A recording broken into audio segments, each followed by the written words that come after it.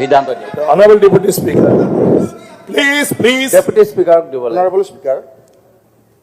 আজি question hour আৰম্ভ হোৱাৰ আগে আমি সদনত সোমাবলৈ যেতিয়া আহিছিলোঁ ডেপুটি স্পীকাৰৰ দৰ্জাত কলা কাপোৰ পিন্ধি নুৰুল হুদা আৰু তেখেতৰ সতীৰ্থসকলে বাধা প্ৰদান কৰিছে আৰু সোমোৱাত ঠেলা হেঁচাত আমি হাতত দুখ পাইছোঁ আৰু কি উদ্দেশ্য লৈ পেলাই এইটো তাত প্ৰথমবাৰ আমি আগতেও দেখা নাই 9 বছৰৰ বিধায়ক 4 বছৰ হ'ল মোৰ উপাধ্যক্ষৰ দায়িত্ব লোৱা আৰু সকলো সদস্যকে আমি সমান হিচাপে ব্যৱহাৰ কৰোঁ সকলো সদস্যকে আমি সমান হিচাপে ভাবোঁ আৰু সকলোকে মৰম কৰা হয় স্পীকাৰৰ চকীত থকাৰ পৰা আৰু মনৰ আক্ৰোশ কিবা থাকি যদি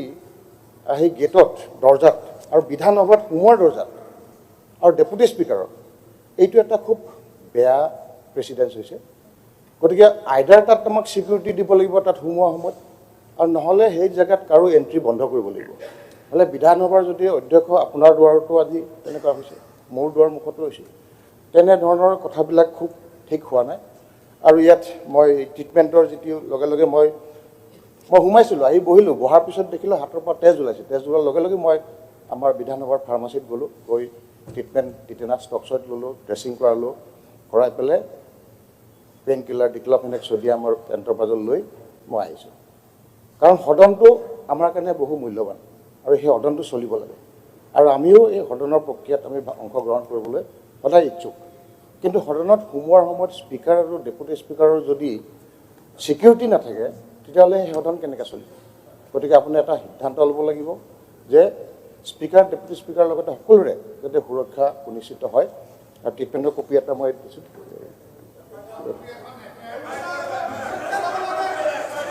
ডেপুটি স্পিকাৰে নিজে মুখৰ পৰা ক'লে স্যাৰ গতিকে আজিৰ এতিয়াৰ সদন কমিটিটো নহয় স্যাৰ আপুনি কিবা এটা জাজমেণ্ট দিয়ক ডেপুটি স্পিকাৰে নিজৰ মুখৰ পৰা ক'লে অনাৰেবল ডেপুটি স্পিকাৰে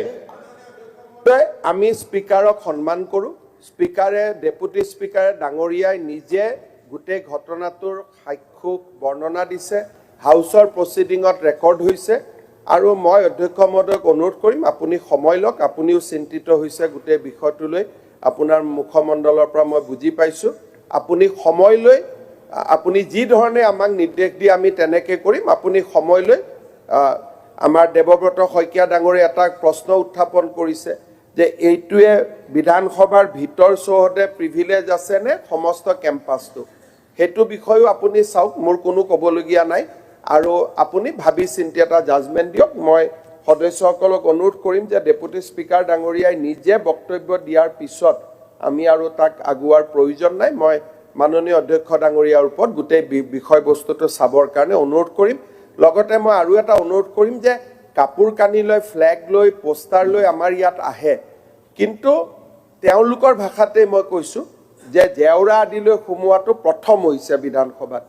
আৰু এই পৰম্পৰা আমি চলিবলৈ দিম নে নিদিম তাৰ ওপৰতো অধ্যক্ষ মহোদয় আপুনি এটা ৰুলিং দিয়ক